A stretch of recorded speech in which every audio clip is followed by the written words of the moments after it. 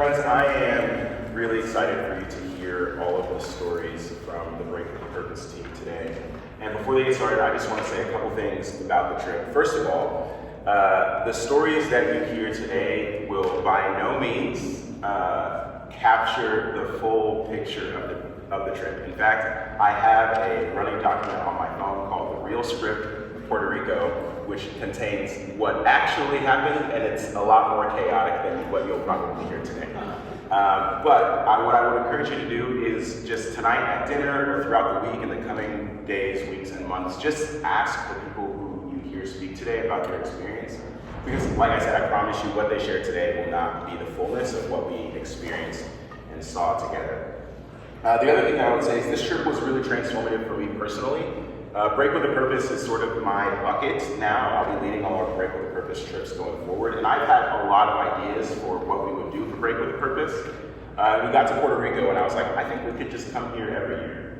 It is that incredible, that transformative. And so if you hear the stories today and you're like, wow, I really want to go to Puerto Rico, stay tuned because we'll probably be coming back.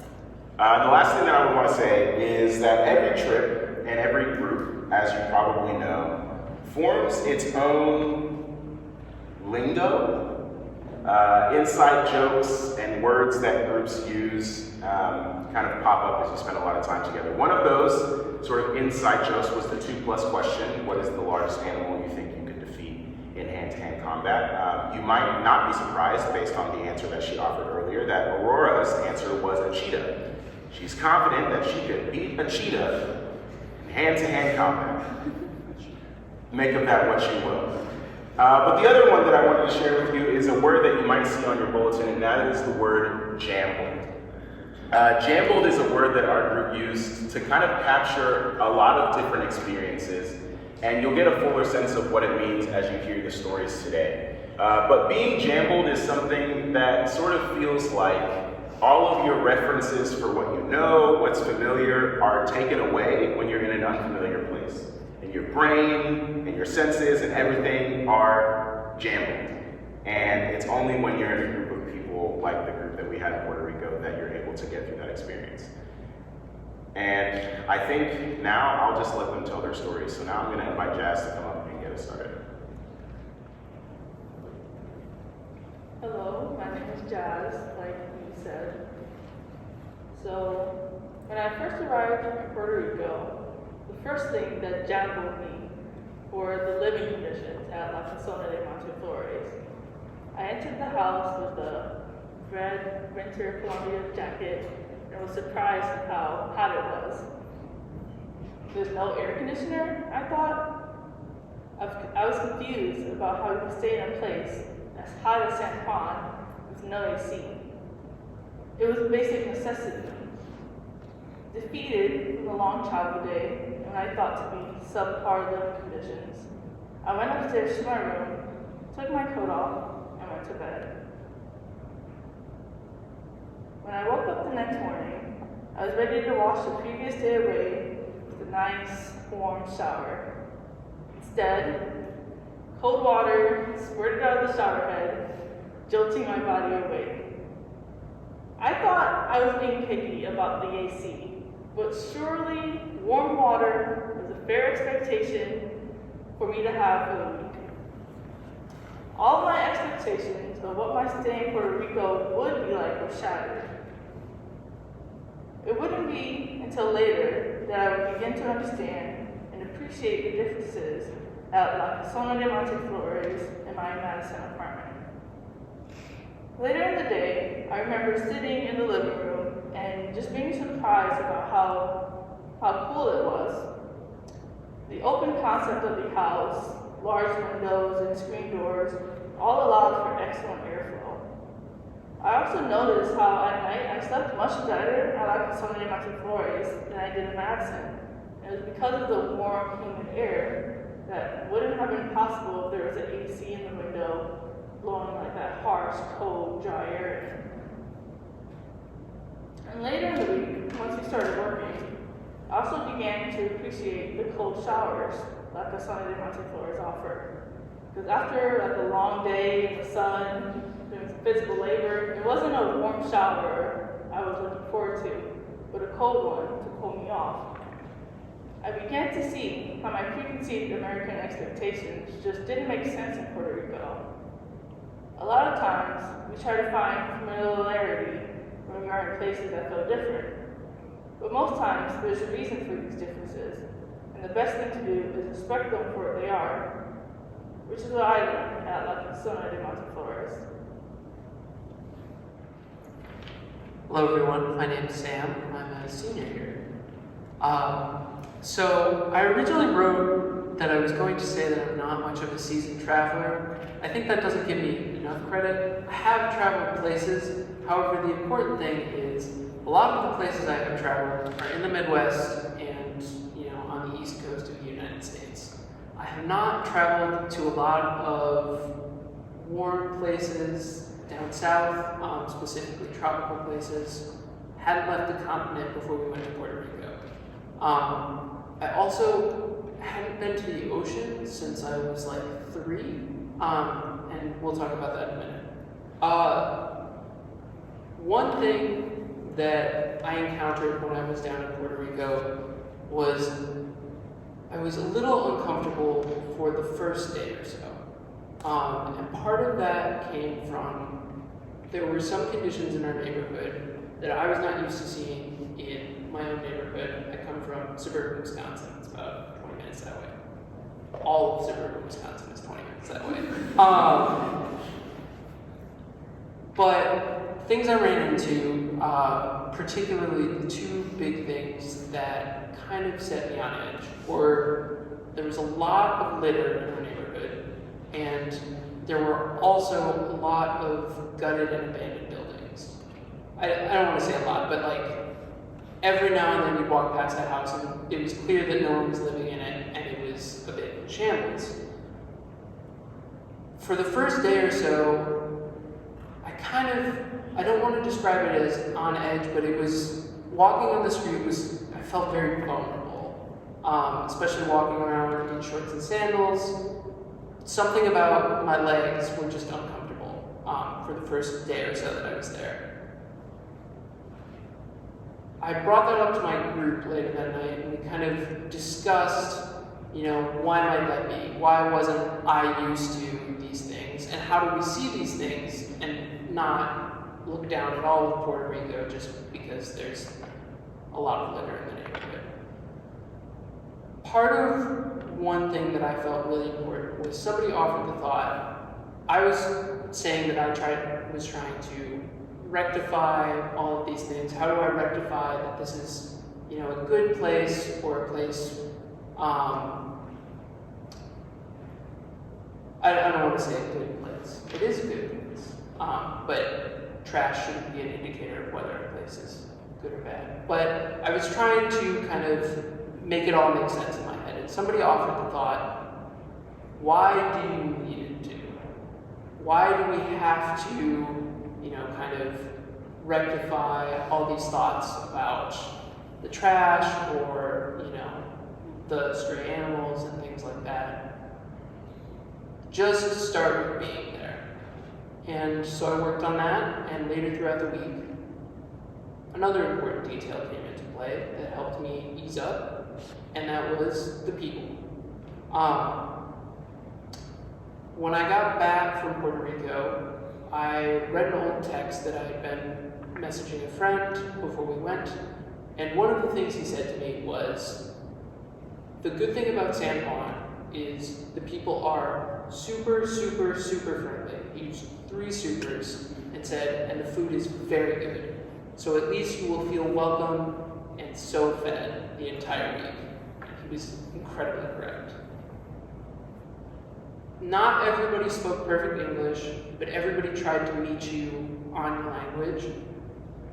Everybody was willing to show me where things were. People were willing to let me turn left. In oncoming traffic, someone would stop and just let me turn left. That was not something I had experienced here. And I think that was kind of, sure, I got used to our neighborhood, and I adjusted to all the kind of new things like the ocean, which the reason I brought up not going to the ocean is I did not know that the ocean was as salty as it was. Like, I thought it was going to be a little salty. It like burned my eyes and I was unprepared for that. But other than the nice places and the nice rainforest and the good restaurants, what helped me be most comfortable in Puerto Rico was the people we met there. Thank you. Hi everybody, I'm Laura and I'm a freshman. So on the last day of the Puerto Rico trip, I wasn't ready to leave feeling like I had more questions than when I came in. Before this trip, I thought I had a pretty clear idea of what Puerto Rico would be like. And I thought it'd be just different. For one thing, the language would be different, the architecture was certainly different, and I thought I wouldn't be able to relate to the people because I've never experienced some of the things that they've experienced. I mean, I grew up in Minnesota and I've never had a hurricane ever in my life. But when I got there, I realized that it was the exact opposite of what I had previously thought.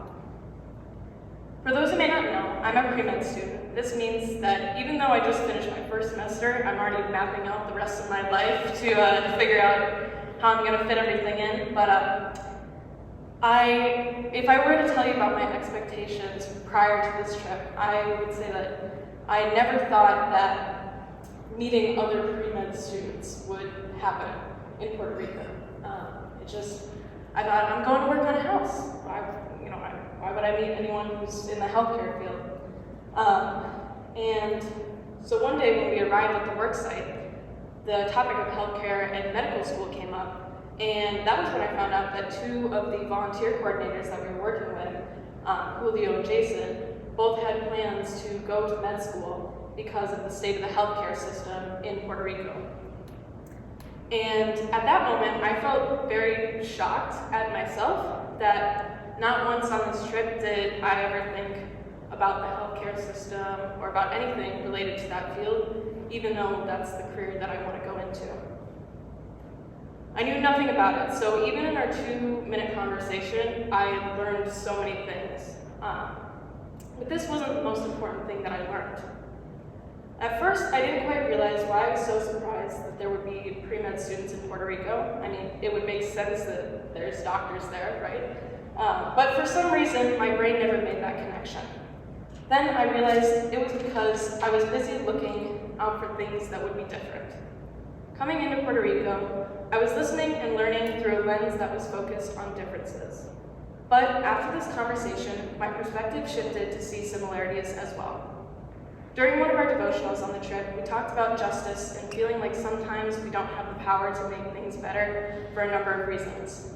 For me, one of the things I felt preventing me from having the power to change things was the fact that I had never experienced a different culture, or that I have experienced a different culture than the culture in Puerto Rico. This made me feel like my help could be harmful because I don't fully understand the situation or where other people are coming from. But when I shifted my focus to seeing the similarities, I began to believe that so many of the problems there could just be solved by collaborating with the people there and offering whatever help that I can offer. This trip taught me that I do have the power to change things, and I hope this lesson can inspire others to realize their potential to have an impact on their community. Hi everyone, I'm Laura and I'm a sophomore. So I've taken Spanish classes in school for 7 years, but the first time I had to translate for our group in Puerto Rico, I looked a little bit like a deer in the headlights. In that moment, I learned very quickly that there's a big gap between learning something and living it. I had studied Spanish for so many years, but when I was fully immersed in it, applying what I learned in context proved to be very challenging. This isn't to say that it didn't get easier. As the week went on, I continued to feel more and more comfortable. Actually, some of the highlights of the trip were my moments of understanding and listening. Being able to understand the language, even if it was in bits and pieces, helped me to feel like I was catching a glimpse of what life was like in Puerto Rico. For example, sitting in a church service that was completely in Spanish, I was so focused on trying to understand that my head was beginning to hurt. But those brief moments where things began to make sense just made me want to listen even more. The contrast between learning and living something was also prevalent in our group's understanding of the status of Puerto Rico. Before we left for our trip, we learned about Puerto Rico's status as a territory of the United States. But the implications of that were not clear until we had the opportunity to really listen to people that we met and talk about what it means for them, from the way that they lack any deciding power in Congress to the delays in the shipments of essential hurricane relief supplies because of the Jones Act, which requires shipments to Puerto Rico to be first brought to the mainland United States before they can be shipped to Puerto Rico. We weren't able to fully begin to conceptualize this until we had the opportunity to ask questions and, more importantly, to listen to what people had to say. I remember listening to Michelle, who was the Presbyterian Disaster Assistance Coordinator for Puerto Rico, as she explained to us exactly what Puerto Rico means to her, feeling goosebumps creep across my arms as she said to me, Puerto Rico will never be a territory. Puerto Rico is my country. Although many of us would consider ourselves to be educated, most of us will never fully understand the consequences of the United States' modern-day colonization of Puerto Rico. By no means are myself or anyone else on the trip experts on Puerto Rico, but through living alongside and listening to people that live there, we were able to gain so many important insights into what life is like there. Our experience taught me that the most valuable thing that we can do to understand others is to ask them questions, listen to their answers, and live alongside them. My name is Lydia, and I'm a senior here at Press House. So, to get started here, I want you all to close your eyes for a minute. I want you to picture yourself walking through a rainforest. It's dense and green and hot and sunny. You walk along this trail until you reach the end, and then you step out onto a sandy beach. To your right is the ocean. The water is bright blue, and the waves are crashing against the shore. That ocean flows into a river that is running just past your feet. And as you turn to the left, you watch that river flow through a tropical rainforest. Far in the distance, you see mountains, also covered in bright green foliage and shrouded in mist. You can all open your eyes. This may all seem like a dream, but it wasn't. I was there. I felt the breeze in my hair. I dipped my hand into that river, and I walked along that beach. Simply put, it's paradise. But at the other end of that trail is a neighborhood called Louisa. We drove through Louisa many times in our trip. In that instance, I rode not with my fellow Press House friends, but with a man named Juan. Juan is Puerto Rican and a U.S. military veteran who helped and directed a lot of our work in Puerto Rico. Simply put, Juan is one of the most outspoken, passionate, and honest people I've ever met. As we drove through Louisa together, Juan explained that this area of the islands, the population is majority Black.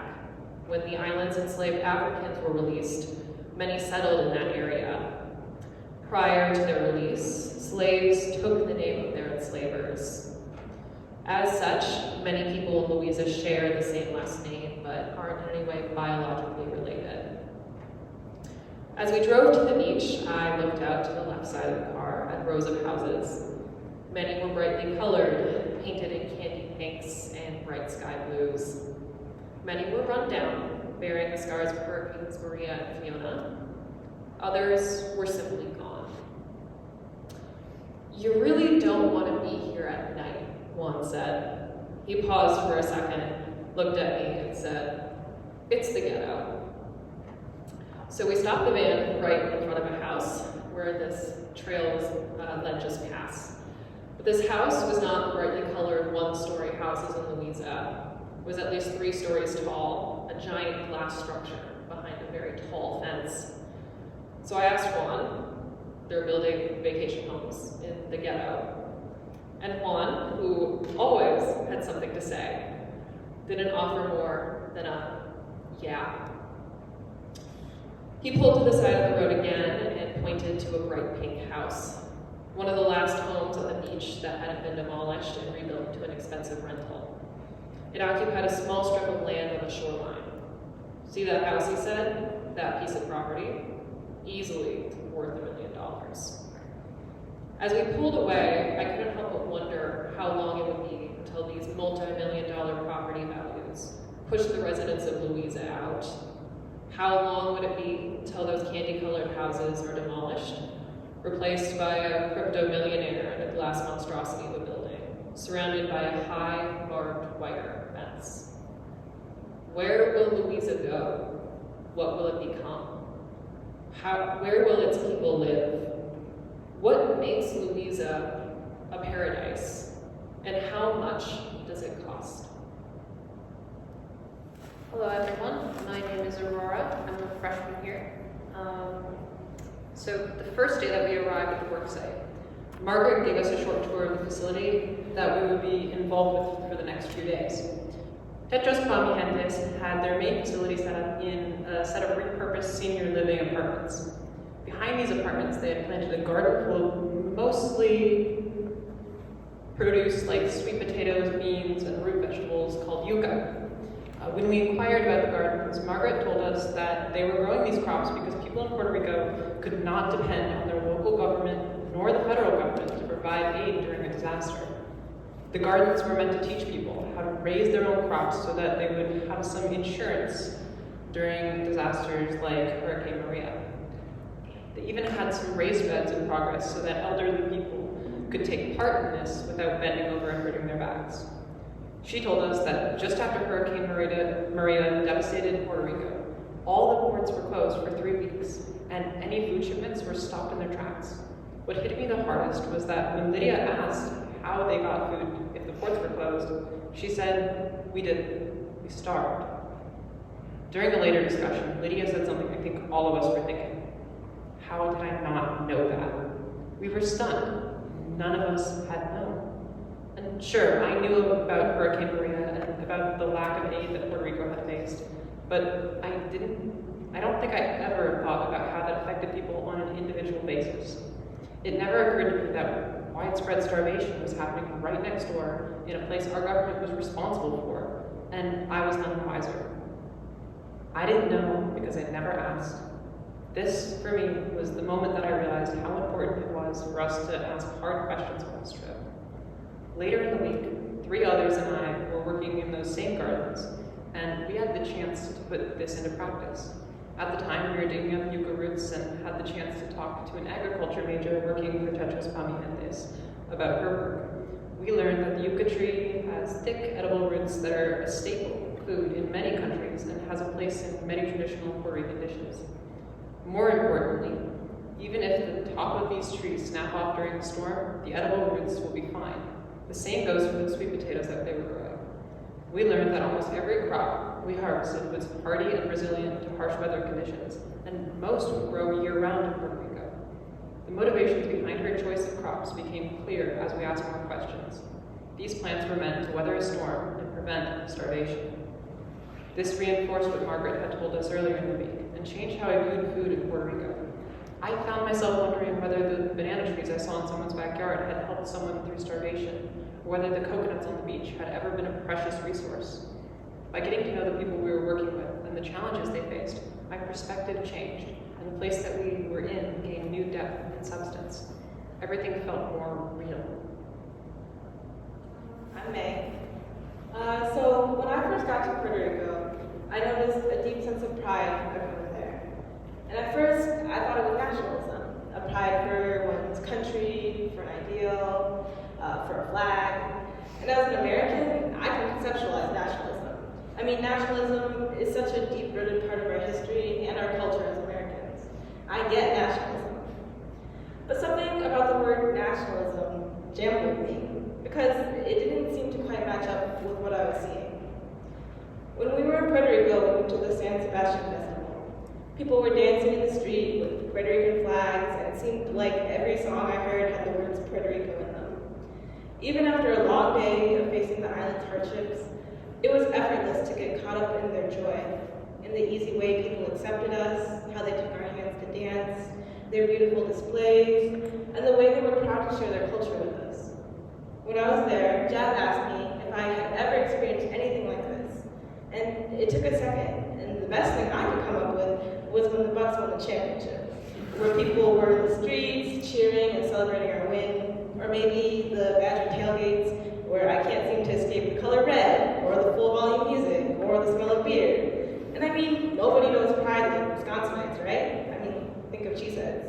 We know team spirit, but despite the way that we as Wisconsinites go all out for our teams, it didn't seem like an adequate comparison. There was something so special about that festival, about being in Puerto Rico, something I'd never experienced before.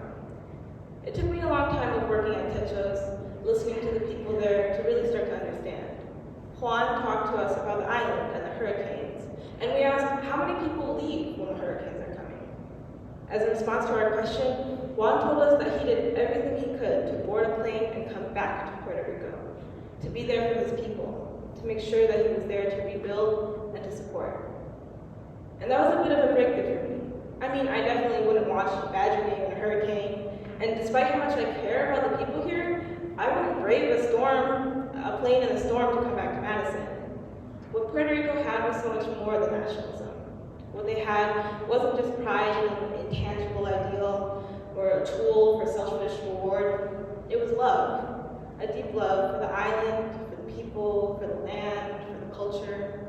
And it was a love for each other that made Techos possible. A love for people you don't even know, for people who are different from you. Despite the hardships, the political divide, people loved each other. And it's difficult to understand where this love comes from. Maybe a realization that we all need to depend on each other. As Americans, I find that love to be rare. We love our teams, our ideals, our possessions, our property, but our American nationalism doesn't accommodate love for each other. I think that we have a lot that we can learn from Puerto Rico and the ways they showed love to us as strangers and took us in. We can learn a lot from how they took the time to support each other and build a community. And I hope that the kind of love I learned there is something that I can take with me. Hi everyone, I'm Kevin. During each night of the trip, a pair of us led a devotional on a chosen topic. Out of the topics Nii provided us beforehand, Mei and I chose the topic named The Great Commission and the Ethics of Christian Service. I had no idea what the Great Commission was, but the latter part of the topic was what intrigued me.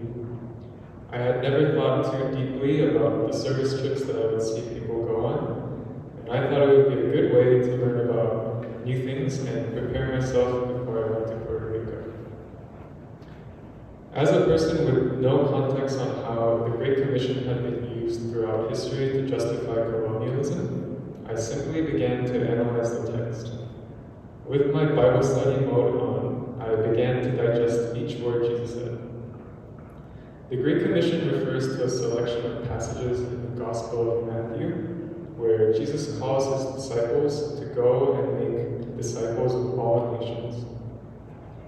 As I usually do, I assumed the authority of this particular text in the Bible and planned out an entire speech on what it means to make disciples and what it might look like, drawing from as many passages I could find relating to it. What regrettably happened during this process was that I forgot the latter part of the topic, what actually intrigued me to choose it in the first place. I started to confine the work that we would be doing in Puerto Rico solely in the lens of the Great Commission, not comprehending the breadth of things to consider when discussing as complex a topic as Christian service. During our first devotional, I was struck by my shortcomings. Here I was, having written out an entire sermon on what the Great Commission was, without one, acknowledging that it was a group discussion, and two, considering the Great Commission in the context of ethical Christian service. Devotionals led by others covered more contextually and geographically relevant topics, such as creation care, justice and complicity, and building community, which made me engage in both scripture and other readings that they provided more empathetically and holistically. So I made a last-minute decision to scrap 80% of what I prepared and let the group speak instead. I saw conversations flourishing, and though some opinions and ideas were quite uncomfortable for me to hear, I still sat and tried my best to listen. Throughout all the devotionals, I had to face challenges to what I originally imagined this trip would be like. What if telling the gospel isn't the most effective way to spread the gospel? What if it is actually much more meaningful to deeply consider the situations of the people of Puerto Rico than to be sitting in a room immersed in scripture? What if doing justice to all the harm our ancestors have done to colonies like Puerto Rico is just to gently and lowly serve the people in whatever way possible? In many ways, these challenges that I face was an extension of my experience at Press House. We have a culture of deeply appreciating complexity, whereas I tend to prefer forging out an answer to all questions. But through this trip, I saw the beauty of the unexplainable, unfathomable, and incomprehensible, and not only stop at its site, but to do something about it. I realized that in the unknown is where God invites us to be curious and creative, and where we constantly work towards challenging our assumptions and stretching our empathy. Hi, I'm Maddie. I'm a senior. Sorry. I remember being overwhelmed by smells and looking up to see locals, looking down at the crowd from their lit up balconies. The 500-year-old architecture and historic cobblestone streets were comically and tastefully juxtaposed with the Coca-Cola themed parade and a local band doing remixes of recent pop songs. Our group balanced our feet on street curbs and formed a chain link so as not to lose each other. But the most perplexing thing about the night of the festival wasn't the feeling of sweat falling from my forehead in the middle of January, or tripping over tortilla boxes while doing some version of the electric slide with a group of strangers, not my best moment. It was the paradox of the expressed grief and hopelessness of those we talked to about Puerto Rico's current political status, contrasted with the 4-day Epiphany celebration hosted in Old San Juan. I can't speak for the residents, but I think to them, the festival was the embodiment of using joy as resistance and celebration as catharsis. This celebration was explained to me as an annual event hosted as one of the biggest national festivals in Puerto Rico. We were told to prepare for traffic and long waits if we decide to go, and both promises were delivered. Three Kings Day and Epiphany are holidays that are largely the most celebrated in predominantly Catholic countries as a bookend to the Christmas season. The celebrations often align with when many think was the day that the three magi, foreigners in a country unfamiliar to them, using a star as a compass, presented baby Jesus with gold, frankincense, and myrrh. In Puerto Rico, the 12 days of Christmas would end almost a month after many in the rest of the world had put away their holiday decorations and went back to work. It would seem as though history was repeating itself, except that this time we were the foreigners, and our star was a GPS telling us to take illegal left turns. It seems counterintuitive that residents of Puerto Rico would be in a celebrating mood, given the island's recent hurricane turmoil that our group was there to assist with, the political schisms in local and international affairs, and the U.S. Census reporting in the past year that over 40% of Puerto Ricans live below the poverty line. But Puerto Rican flags flew. Thousands of residents showed up to dance and hear music without inhibitions, and families chose to spend time with each other on a Thursday night, despite many having work the next morning and many miles to drive. Our group partook. We were celebrating our work week, my gratitude to be able to meet up with my friend Claudia that evening, and just enjoying each other's company. I generally don't like to force takeaways from experiences like these. But for me, this evening was a reminder to not look for cues to celebrate life and community. The time for joy is now, not sometime in the distant future when we think our difficult circumstances will just go away. The entire area of Puerto Rico we were staying in was full of color, community, and nature. All things we can celebrate today as a reminder of the importance of radical hope.